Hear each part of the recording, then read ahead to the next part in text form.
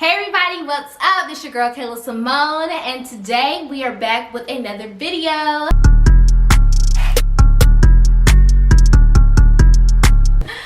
Okay, so today is all about generational wealth, people. It's now more important than ever to talk about it, do something about it, and be about it. Like, it's just that simple. We're in 2020 and wealth disparity in America is getting even more outrageous. So it's time to act now or forever be broke. Forever. And I'm not trying to be like that. I don't know how y'all feeling out there, but that's just not my vibes at all. So number one, in order to achieve it, we need to know what it is and what it ain't. So what is generational wealth? Generational wealth is a financial planning that is geared, yes, I have my notes because I literally did all the research on this topic. So this is everything that stuck out to me, and it's just great information to know to move forward in a more progressive way when it comes to our financial resources. Generational wealth is the aspect of financial planning that is geared towards passing down a stable and significant financial resources to future generations, aka making sure your kids are forever straight. Even with you not being with them, they have the financial resources to make stuff happen. And we all know, without money, what much can you do? The wealth disparity between black and white families, in order to just close the gap, will take 228 years according to the policy studies. That is insane. That is crazy. I won't even be here in 228 years. Like, what? Like, that just doesn't sit right with me. And it shouldn't sit right with you either, because I know I don't have kids right now, but I'll be planning for kids in the future. I know y'all got kids, so it's kind of like we have to make some shape. We have to start planning. We have to start equipping ourselves financially. Current median net worth for a black family in America is $17,000. Not $250,000, not $500,000, $17,000. While white families' median net worth is 13 times. So just imagine how grand that disparity is, that difference is within our families, within our households. We see it. Like, we're not blind to it. Like, we know about it. So now it's time to do something about it. And it starts with generational wealth. Now, how do you achieve it? Yeah. So we're going to get into that. So I'm going to break it down from long term to short term.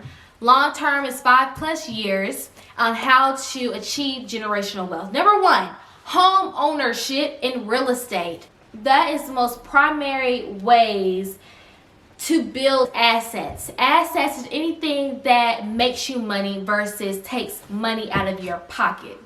Homes are a good investment because they build equity. So there's a lot of financial stability when it comes to owning properties and owning a lot of different properties. Like, those are all considered great assets to have, and they're great things to pass down generation to generation. Having businesses, having homes that your family can continue to run and continue to take care of and collect more equity and value. Next is diversifying your investments and opening up these multiple streams of income. What do they say? The most or the wealthiest people have at least 8 incomes. Like, that is important, because when one is low, you have 7 others that has your back. So that is what is important to have now than ever before. Learn how to open up different revenues for yourself to earn money and save money. 3 popular assets to invest in is stock. As you know, you can buy stock within a company and earn equity like that. For instance, I know Amazon, their stock ranges from $2,000 to buy into their company, and you have something as low as McDonald's that may have that has a lower stock share. So there's definitely different price ranges that you can actually buy stock, and that's the great thing about it. Like, you don't have to be super rich to have stock, but you at least have to have something to invest with, you know. So then you have bonds, which are considered fixed income, and then you have cash, which you put in the bank and you can earn interest on. Another great thing about stock is you can you can invest in multiple different companies. So that's already, let's say you invest in 3 different companies, it's already 3 streams of income right there. Last but not least, business ownership is number 3, because it is, at this point, owning is what we have to do. Like, we have to own our own everything at this point. Like, that is just how I feel personally. Like, they're not gonna pay us, they're never gonna pay us the amount that we're worth. So now it's time to own all of our things and at least get more of our money and what we deserve from that. Black Wall Street, if you don't know about it, look it up. I'm telling you, the Black Wall Street, I personally didn't know how just dope it was. Like, 600 black businesses in one area. Like, I've never seen anything like it. They had 21 churches, 21 restaurants, 30 grocery stores, 2 movie theaters, 6 private airplanes, hospitals, a bus system, a taxi system. Like, you can't tell me that we cannot achieve generational wealth. And this was in 1921 on Greenwood Avenue where this took place. Blacks alone in that community changed hands 19 times before it left. In this day and age, we can't even keep money in our community past an hour before it is to the white man. So that's what I'm saying. Like, it has been done, it has been successful. Now we need to use this. Another thing, once we get this financial resources together for our kids, educating them is key. 70% of wealthy families lose their wealth by their 2nd generation. 90% lose their wealth the 3rd generation. The reason why? Because generations don't know how to value money, they don't know how to save money, and they don't know what to do with the money when they have it. It's important to inform your kids on how to take care of money and what to do with money, because you're not going to be here forever, and they have to know how to survive with the resources that you have set aside for them so it can last them. So you can start today. And I know I gave you some long term, but now I'm going to give you some more actionable steps that you can implement today, right now, in the next hour, tomorrow. You can do it. Number 1 will be create a budget. Make sure you know how much it costs to be you. And make sure you're not exceeding how much it costs to be you and how much you're actually making. So make sure that it makes sense. Like, you're not out here struggling because you're trying to keep up this lifestyle if you're not making the money. Like, let it make sense, okay? If you're stressing, it's a problem. So definitely create a budget to try to help you get financial goals in place so that you can save, that you can splurge, that you can eat out 2-3 days a week, and you can get a 5-star restaurant in the mix of that. And, you know, make sure you're financially responsible. So create that budget. They say at least 10% of your income should go to your savings, and you don't touch it.